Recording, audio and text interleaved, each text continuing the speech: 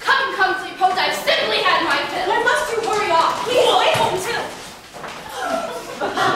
I'm sorry, child, but I can no longer attend you if my remaining should endorsement lend. We only seek to offer our respects. Your sudden anger leaves us all perplexed. I cannot stay amid this rude reception. My being here but adds to the perception that I endorse this triviality, while none of you face grim reality. And each time I bear witness to the truth, I am subject to your mockery, your spoof. Now, you maid, or to doubt the worst. With such a blabbermouth, my son is cursed. You let no one get one word in edgewise. Whoa. And grandson, you are hardly any prize. Such idiocy living beneath this roof.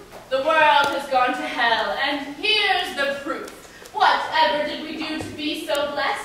You never give your father any rest. The poor man labors through all day and night, all for a son whose torch burns less than bright. But here, we hear from our forlorn granddaughter, who never heard but once what we had taught her.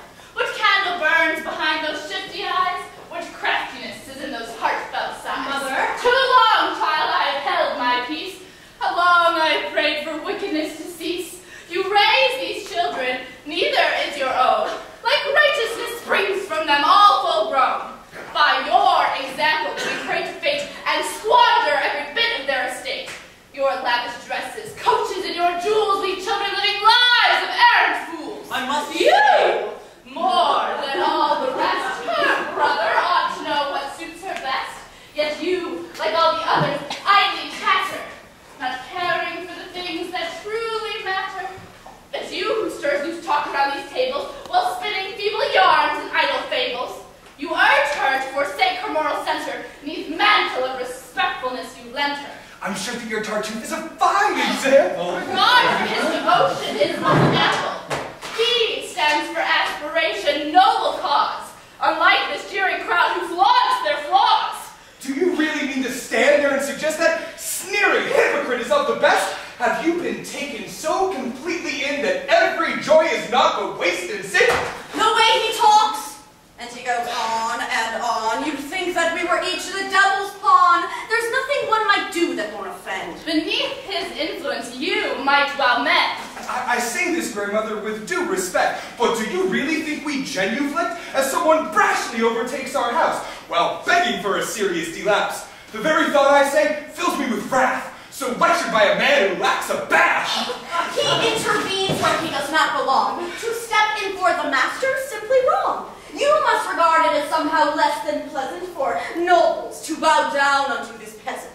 Our discontent has bubbled up in stages. The way he treats his betters is outrageous. Tartuffe brings to this house a great salvation. You all should kiss his feet in supplication. This pedestal, you put him on to sham. You're just a victim of his wicked scam. For shame! Oh, and then there's Laurent, his toady friend, who steers us toward another evil end. I cannot scrutinize his humble aid, but Tartuffe's been despicably portrayed. He gives you all a reason to aspire, yet you stand here and brand him as a liar. I fear I find you all are simply jealous of a man who stands exemplary and zealous. His zeal strikes me as overwrought by half. Would he were but so zealous about a bath.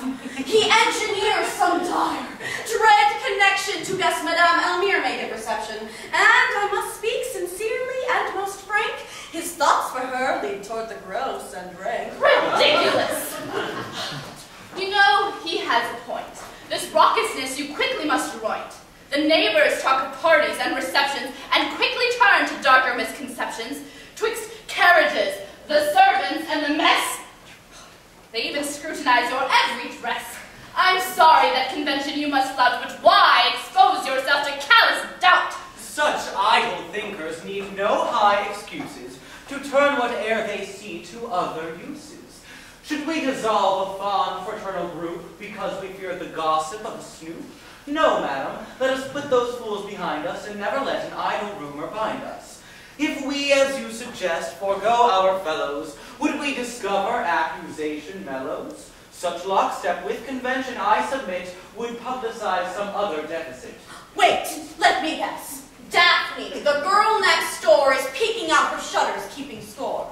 herself a flirt, nay, I say, quite a vixen, cannot resist to snoop where her nose sticks in.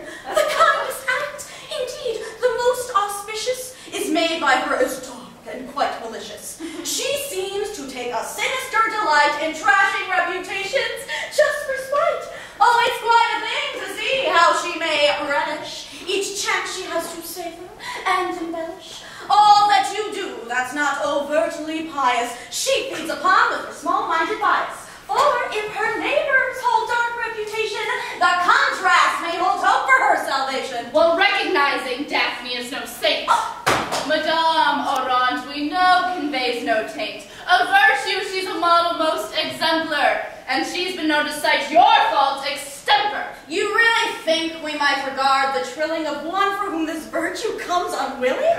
Oh, she was quite a thing back in her heyday. At the tavern or harbor, every payday. Oh, that was another age now long forgotten, but something at its core, I think, is rotten. When age and upkeep quash the going rate, one instead looks for others to berate. As time has turned unkind to our Orant, she finds it now convenient to flaunt an attitude of spinsterly repute. She thrusts herself into each church dispute. Of course, she paints her spinsterhood as choice, and feigns but in fair heaven to rejoice. When truth be told, her singleness came from the way she had of trolling after scum. She's ushered with respect on through the nave, 'cause no one dare recall how she behaved. And now she finds it simple to besmirch you as mistress of another easy virtue. You mean to stand aside and give regard to lectures from society's discard? In my day, we let servants know their place with swift and sure backhand across the face. Amid you, God provide the holy man, and you must follow if you only can. Ignore the saintly joys which he bestows, and Satan comes and leads you by the nose. The righteous scorn which this great man expresses takes precedence before your gold and dresses. These parties that you host but do contain a fleeting and a temporary gain, in which your sneers and jests do illustrate the damage that you reap with reckless prate. For as these festive gatherings evolve, repute is treated to a slow revolve. The highest and the finest of our crowd are subject to derision fast and loud.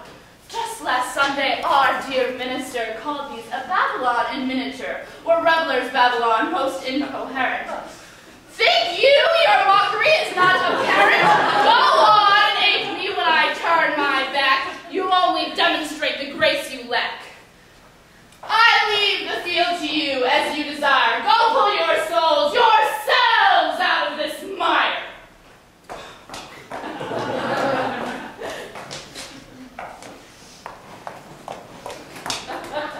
Come, you frolic, get on your feet, or I'll implant my shoe unto your seat. Come, you trap.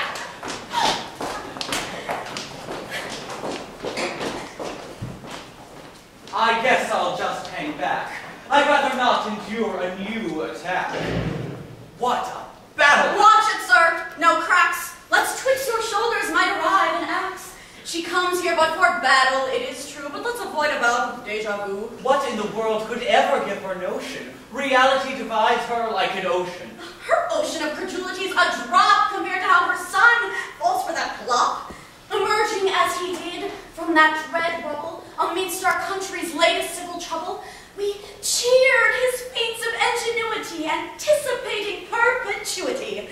But our Tartuffe has him so taken in, with odd fixations troubling on sin, that now we find our patriarch aloof, while dizzily obsessing on Tartuffe. He spurns the kin who love their most dear father, wants wife and son and daughter not to bother. Such upstarts as Tartuffe will quick turn traitor, and Oregon yet envisions him the greater. Although we know him as altogether lesser, he makes this frightful creature his confessor. He takes this lowly scavenger, this louse, and trusts him with the secrets of the house. In thanks, this sloven, moral god enacts the part of mistress, deified. His every belch, his rabid flatulence is chance for his most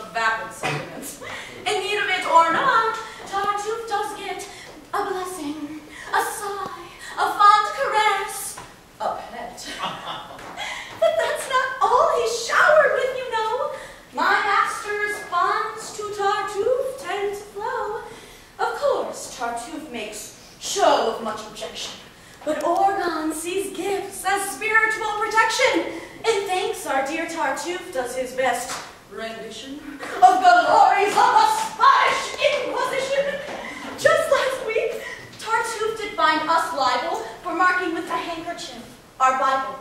He threatened from his lash we'd feel the stings if holy verse we merge with worldly things.